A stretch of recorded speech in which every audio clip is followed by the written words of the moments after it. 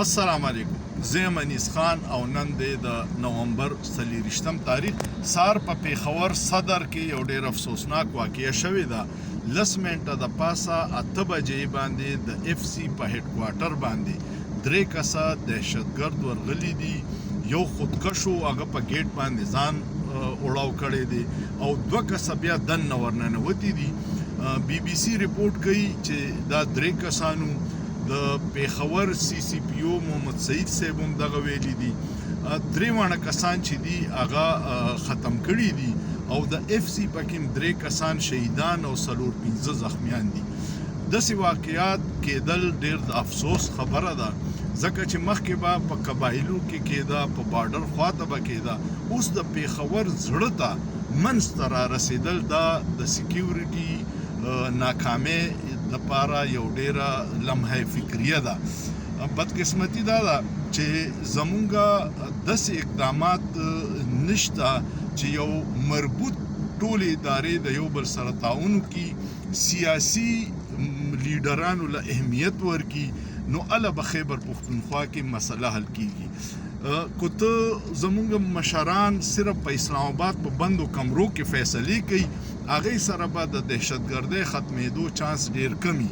ټول خلک د دهشتګردۍ نه تنګ دي او دا هغه عذاب دی کله چې جنرال مشرف د امریکې وار آن ټیرر کې شامل شو او بیا په قبایلو کې بمباري وکړه.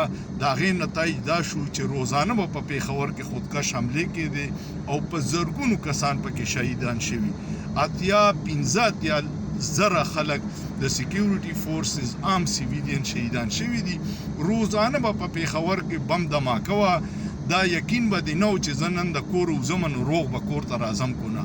بیا حالات لږ ښه شو، اوس بیا هغې طرف ته روان دي څو پورې چې زموږ سکیورټي فورسز، زموږ سیاسي مشران د ټولو پارټیانو دلته یو مشترکه جرګه وشوه او هغوی وی چې بریفینګ دې ورکړي په سکیورټي معاملات د صوبایي اسمبلۍ ممبرانو له او د هغوی مشورې دې پکې شامل کړي، نو اله به دا د اپریشنونو نتیجه راوځي. د خیبر پښتونخوا زمینی حقایق جدا دي، اسلام آباد کې ناس خلکو نظریه جدا ده. دغه وجه ده چې حالات ورځ ته ورځ خرابیږي. پکار دا ده چې سکیورټي فورسز، پولیس، اف سی، سیاسي مشران، د اسمبلۍ ممبران، د هغې ځای د قبایلو ملکانان، مشران، دا ټول د یو چترۍ لاندې کینی او یو مشترکه فیصله وکړي چې د دې دهشتګردۍ نه به ځان څنګه خلاصو.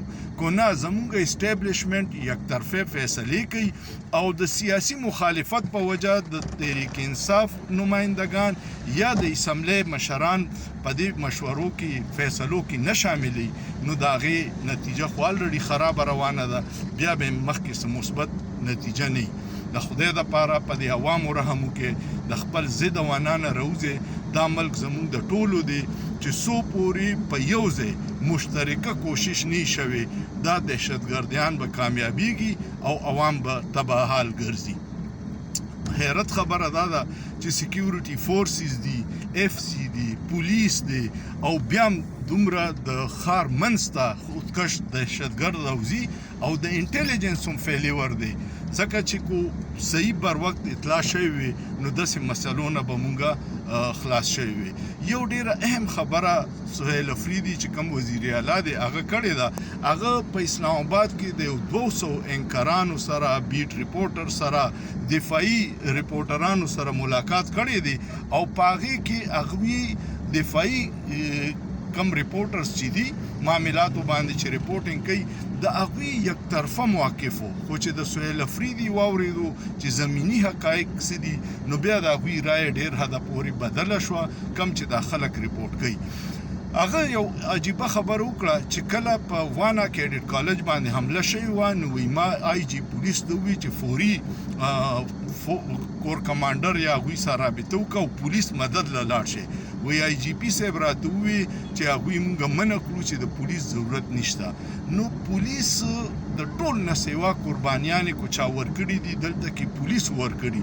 وار آن ټیرر نه پس چې کم 85-86 هزار کسان شهیدان شوي په دې چیک پوسټو به پولیس ولاړو. خودکش به اولنې ټارګټ دغه پولیسو. پولیس قربانیانې ډېرې ورکړي. پولیس ته زمینی حقایق پته ده او پولیس سیکیورټي فورسز اف سی انټیلیجنس ایجنسی سیول انتظامیه دوی چې په یو ځای مشترکه کوششونه وکړي هله به موږ د دې دهشتګردۍ د عذاب نه خلاصیږو او که نه موږ په ادارې په یو بل باندې اعتماد نه کوو نو بیا به دغه نقصانات وي چې نن پېښور صدر ته خلک را رسېدلي سبا به زموږ کورونو ته راورسي. الله دې مونږ د داسې حالاتو نه وساتي. دا ګورې ګلزار ملک دی خو د څه خاص خلکو د غلطو پالیسیانو د لاسه د ضد او د نه د لاسه داسې حل ته روان دی چې تصور سړی نشي کولی. امید لرم که دا ویډیو مو خوښه شوي ویډیو کمنټ وکړئ، لایک یې کړئ، شیر یې کړئ او سوچ پې وکړئ. په سوچ کې څه ګناه نشته.